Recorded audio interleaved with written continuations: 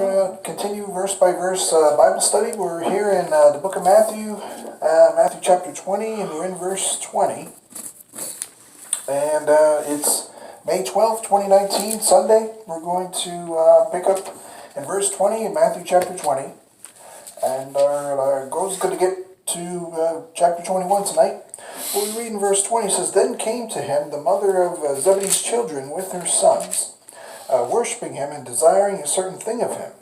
So, where we picked up last time, we were seeing how the Lord gave a parable of explanation about how there's the laborers and they were each receiving in different hours a certain wage, and how based on the Lord's goodness and generosity that they were all going to be essentially given the kingdom and everything. So based on these things, the parable was to explain the Lord's goodness and generosity. And some of them who had the mentality of like the rich young ruler thought it was unfair, so on and so forth. But it's you're still seeing kingdom orientation, prophetic understanding concerning Israel under the law. And so it continues on the same way. As they go forth, you'll see in verse 20, and he goes through and he explains in verse 18 and 19 how they're going to, as they're going forth, that they're going to be, the Lord's going to go and be crucified. They're going to, as it says in 19, they shall be deliver him to the Gentiles, to mock, to scourge, and to crucify him, and the third day he shall rise again. So he explains this to them. This is more than one time. This is probably the third time he's explained this to them. But yet, they still have this mentality about a kingdom on earth, kingdom orientation. The Lord is going to be their Messiah, and they're looking for places to be established and set up in this kingdom. And this is why this happens in verse 20. Is in spite of hearing about how the king is going to be crucified, they still understand there's going to be a kingdom, there's going to be places for them. They went over this in, I believe it was the previous chapter, talked about how they give everything up, they're going to be getting 100-fold more. And that was, I believe, in Matthew 19:29 or 28, how they're going to get 100-fold more, and they talk about the rewards, so on and so forth. So they're still talking about kingdom orientation, kingdom systems and mentalities, and so on and so forth. And this is where we are now in Matthew 20:20. So we'll open up in prayer and go into the chapter here. So, Lord, we're thankful for your word, where we can study it, understand to whom you were speaking to when you were here on earth with Israel, explaining kingdom orientation to them, and that we can learn from what you were teaching to them and grow in the knowledge of the truth.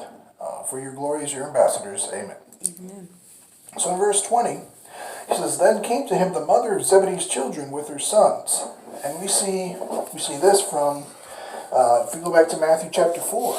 Matthew chapter 4, verse 21. We saw this back in the beginning, talking about Zebedee.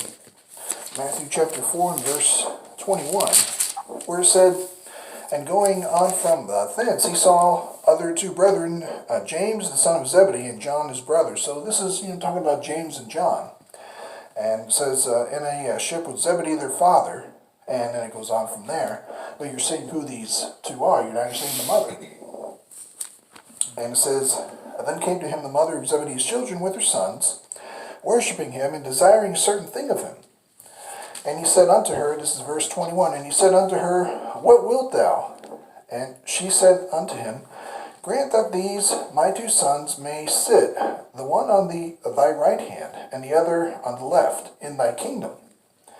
And so we know from certain verses that the place of the king's right hand or the king's left hand is a very special, very appropriate, very high-ranking place in a kingdom.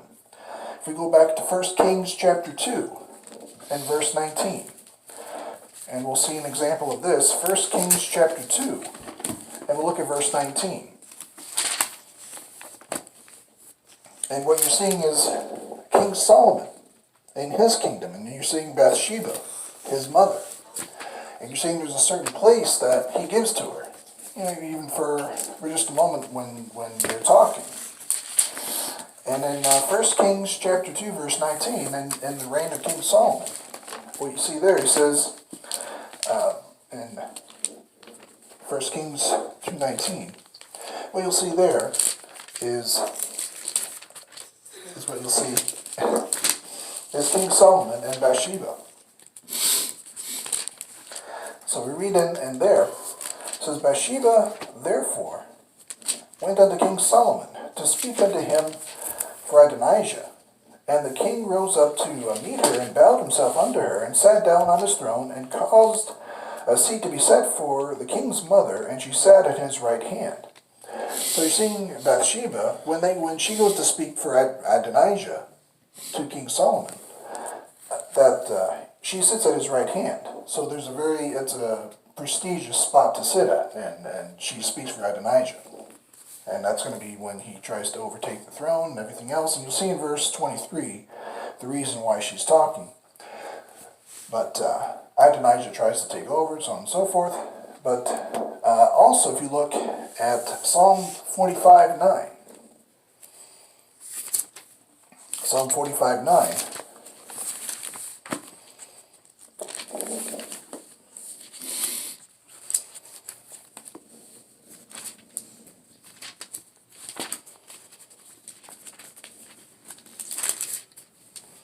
And so we saw the queen, we saw Bathsheba at the left hand. We see Psalm 45:9. It says, "The king's daughters were among thy honorable women. Upon thy right hand did stand the queen in gold of Ophir." So you're seeing there, another spot at thy right hand, and then Bathsheba was at the left hand. So you're seeing these spots in the kingdom being very, very prestigious, very honorable, very good spots in a kingdom. In this case, we were looking at David's kingdom. We're looking at Solomon's kingdom. So you're seeing when we come back to verse 21 of Matthew chapter 20, that they have a kingdom orientation. That Zebedee's, the two sons, their mother, is coming up to the Lord and saying, well, when you establish this kingdom, there's two spots I'm asking for my sons, and that's the right hand and the left hand. That they be your right hand and left hand. And so he says that in verse 21. He says, he said unto her, what wilt thou? And she says unto him, grant that these my two sons may sit, the one on thy right hand and the other on the left, in thy kingdom. So she not only believes that Jesus Christ is Israel's Messiah, but she believes it so much that she says, when you set up your kingdom, when you come into your kingdom, please make my sons your right hand and your left hand. So she's a very firm believer in everything that's going on. So again, it's not like the Pharisees and the Sadducees and unbelieving Israel that won't even listen to John the Baptist or the Lord himself when he's giving them kingdom instruction. So we see that from verse 21. And we see in verse 22, he says, but Jesus answered and said, ye know not what ye ask. Are ye able to drink of the cup that I shall drink of, and to be baptized with the baptism that I am baptized with? They say unto him, we are able. So he first talks about, are you able to drink of the cup I drink of, and to be baptized with the baptism I'm able to be baptized, or that I'm going to be baptized with? And they say that they're able. And then his answer in verse 23 is, and he saith unto them, ye shall drink indeed of my cup, and be baptized with the baptism that I am baptized with. But to sit on my right hand and on my left hand is not mine to give, but it shall be given to them, for whom it is prepared of my Father. So as we back up and we look at what he's talking about, we'll see that when it comes to the cup, he talks a lot about the Lord, as in the Matthew, Mark, Luke, and John, historical accounts. You'll see him talk about my cup. And if you look at, say, Matthew 26, a couple of chapters ahead, Matthew 26:39. And in Matthew 26:39,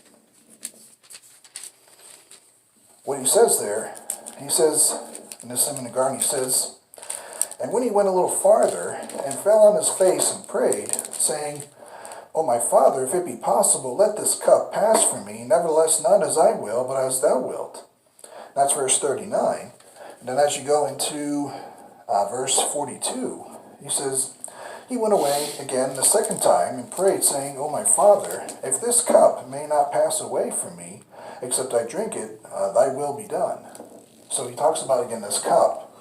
And it's essentially the wrath of God poured out on Christ as payment for sin. And this cup is the wrath of God that's being poured out on Christ and as payment for sin. The wrath of God. So we see that when we look back at verse 22. And he's saying, but drink of the cup, and he says, I'm baptized with the baptism that I am baptized with. Of course, he's not talking about water, because if we look at Luke chapter 12, verse 50, what he's talking about here is his baptism into death. And the meaning what this has, because he's telling them, these two sons, he goes, well, of course you're going to be able to, you're going to be able to be baptized into death. You're going to be able to die, but it's not going to have the meaning when Christ dies for sin. When Christ died, and yet they don't even know what that means according to Paul. They're not even. It's for Israel, and the point of how much that's going to mean if these two sons of Zebedee die, and they try to make it their own personal thing. It can't be as important as Christ dying for sin. But when we look at Luke chapter 12, that's where I'm at. Luke chapter 12, verse 50. And what he says here is, but I have a baptism to be baptized with, and how am I straight until it be accomplished? And so what he's saying there in verse 50 is he says, but I have a baptism to be baptized with. And this is after he's already been water baptized. So he's already had his water baptism. And he's saying, but I have a baptism to be baptized with in the future. And he's still talking about immersion for the sake of identification. So he's not talking about water anymore. There's more than one baptism in the Bible. And this one he's talking about is his baptism into death. And how that baptism into death, that immersion into death, is going to mean something. And so this is what the Lord's talking about in Luke chapter 12. So we see that there. And as we go back into Matthew chapter 20 and plug in what we're talking about into what the Lord's saying to them, back into verse 22, he says, but Jesus answered and said, ye know not what ye ask. Are ye able to drink of the cup that I shall drink of, and to be baptized with the baptism that I am baptized with? And they say unto him, we are able. And he saith unto them, ye shall drink indeed of my cup. So they're going to, go through the wrath of God, and that's going to be in the tribulation, where they're going to go through that wrath. The Lord's going to have the wrath poured out onto him himself at the cross, and be baptized with the baptism that I am baptized with. They'll be baptized unto death too as well, probably persecuted. We see James get persecuted unto death. He gets killed. It says, but to sit on my right hand and on my left is not mine to give, but it shall be given to them for whom it is prepared of my Father. So in verse 23, he says, it's not mine to give. Of course, this is not meaning that Jesus is a lesser God. Jesus is not God. Jesus is not, this is one of these verses where people read it the way they read how, I believe it's Mark 13:32, where Jesus talks about how, find that verse real quick, but in, I think it's Mark 13, it's one of those verses that people read and they don't know how to take it. There it is. Yeah, Mark 13:32 says, but of that day and that hour knoweth no man, no, not the angels which are in heaven, neither the Son, but the Father. So it's one of those verses where when they read it, they say, well, how come Jesus doesn't know this? In Mark 13:32. And then when you come to Matthew chapter 20, and you see, and he's reading in verse 23, he says, and on my, but to sit on my right hand and on my left is not mine to give, but it shall be given to them whom it is prepared of my Father. So it's not that God the Father is a greater God and Jesus Christ is a lesser God and the Holy Spirit is another God and all this other type of garbage that is out there. It's that they're all God. Jesus Christ is God. He comes from God. And he says, I and my Father are one. So there's, as we understand, there's due to the relationship and responsibilities of who God is, they have, especially God the Father, God the Son, they have different responsibilities in the Godhead. So you're going to have God the Father performing different duties from God the Son. And so they're both God. Jesus Christ is the fullness of the Godhead bodily, fully God, fully man. And so he's going to be saying things like that. He's going to be saying that he knows exactly what God's doing at all times. And mankind needs to study this to know this. Jesus already knows and has known always. And so it makes him, Jesus is not less than God, but he came from God, and he is God, and he's always been one with God, because he is God. So we see that there. But let's see, going into verse 23, he says, he saith unto them, Ye shall drink indeed of my cup, and be baptized with the baptism that I am baptized with, but to sit in my right hand and my left is not mine to give, but it shall be given to them for whom it is prepared of my Father. And then verse 24 says, When the 10 heard it, they were moved with indignation against the two brethren. So there's this idea of being, jealous or upset. But this also talks about propitiation, about when the Lord, when it talks about the wrath of God, and how he takes the cup of wrath and the baptism into death. This is the idea of propitiation, where God's wrath is satisfied by somebody else. And that's, if you look at Romans 3:25. Romans 3:25, this is the principle or understanding of propitiation.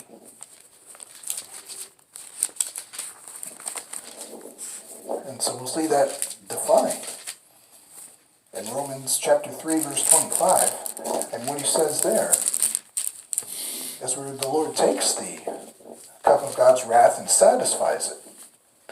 And he's baptized unto death, and that satisfies God's wrath. So God's not mad at the world as far as sin goes.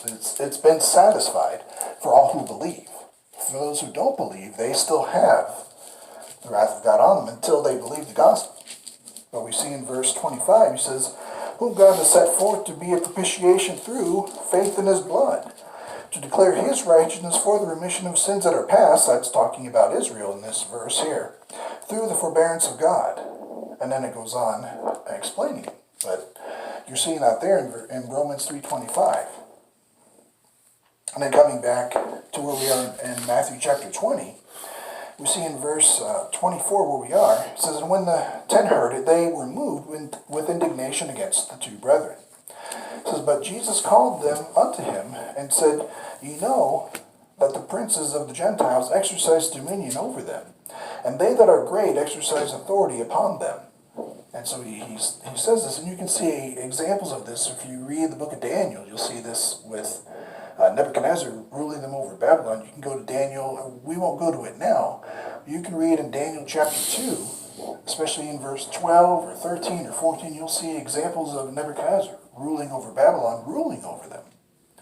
And this is what the Lord's talking about, saying in verse 25, how the Gentiles exercise dominion over them, and that they that are great exercise authority upon them. But he says in verse 26, he says, But it shall not be so among you, but whosoever will be great among you, let him be your minister. In verse 27, and whosoever will be called, whosoever will be chief among you, let him be your servant. And in verse 28, even as the Son of Man came not to be ministered unto, but to minister, and to give his life a ransom for many. Of course, we see in verse 28, he's still referring to everything that has to do with Israel, because he doesn't say a ransom for all, like we know it to be in the Pauline scriptures. He's saying a ransom for many. So we see that from verse 28. And this is where we could plug in verses from Isaiah 53. And if we go there real quick, we'll see Isaiah 53 verse 5. Because he's talking about in here, what we're reading in, verse 28. How he's talking about he give his life a ransom for many. By this time, as they're going into Jerusalem, they're expecting a kingdom, but yet they're hearing he's going to be crucified, so they're trying to put two and two together, just not getting everything working out. But yet, when we read back these verses, if the disciples are thinking about this, if the disciples have these verses in their mind, or next to them, Isaiah 53 verse 5, it says, "But he was wounded for our transgressions, he was bruised for our iniquities. The chastisement of our peace was upon him, and with his stripes we are healed." So when this, you think of or they think of a verse at a time like this where Christ is a ransom for many, and they understand that he's going to be crucified, or that at least that he's going to go and he's going to be mocked over in Jerusalem as he just told them. So they know he's there to establish a kingdom and he's the king, yet he keeps telling them, I'm going to be crucified, I'm going to be mocked, I'm going to be... So they could be at this point, remembering verses like this, but trying to put it together, but yet the revelation of the mystery is still hid, not revealed at this time, so they're trying to probably put everything together and understand what's he talking about, what is God's plan. They're not understanding it all yet. They have Isaiah. He's supposed to be bruised for our iniquities, our meaning Israel, but yet he's also supposed to set up a kingdom. So how does this all work out? And of course, we know how it's going to work out, and yet the disciples are still trying to put it together. So we see that from verse 28. And so as we continue with verse 29, we'll read here.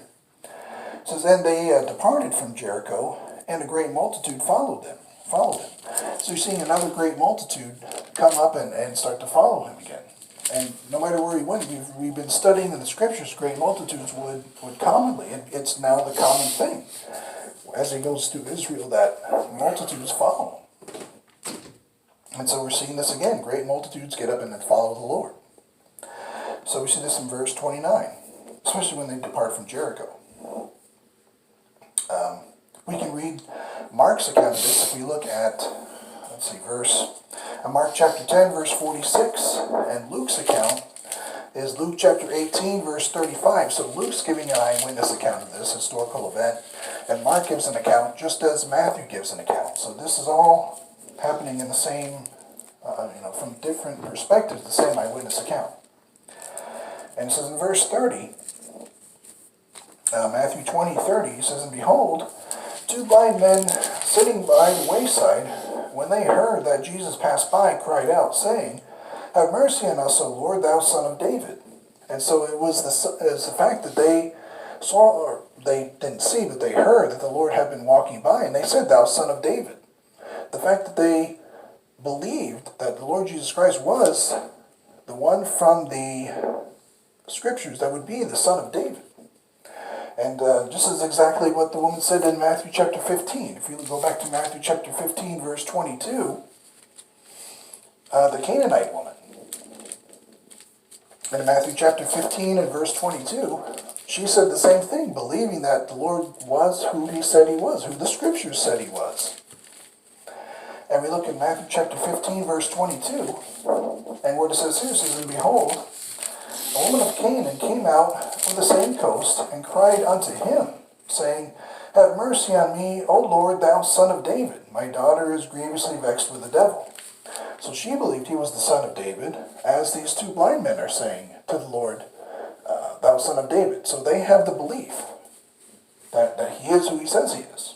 And that's going to serve them well as we keep understanding. It says in Matthew 20:30, saying, "Have mercy on us, O Lord, thou Son of David." In verse 31, "And the multitude rebuked them, because they should hold their peace. But they cried the more, saying, Have mercy on us, O Lord, thou Son of David. And Jesus stood still and called them, and said, What will ye that I shall do unto you? They say unto him, Lord, that our eyes may be opened.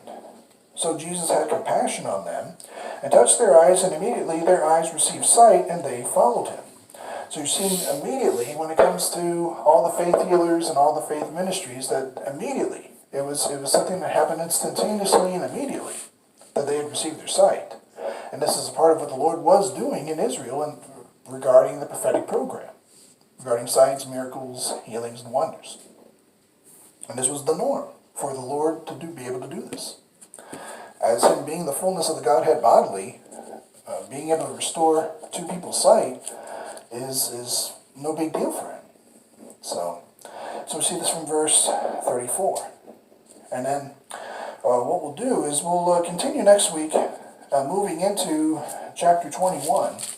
And then we'll go from there in our verse-by-verse study. But for here, we'll stop, and we'll continue next time, starting up in chapter 21.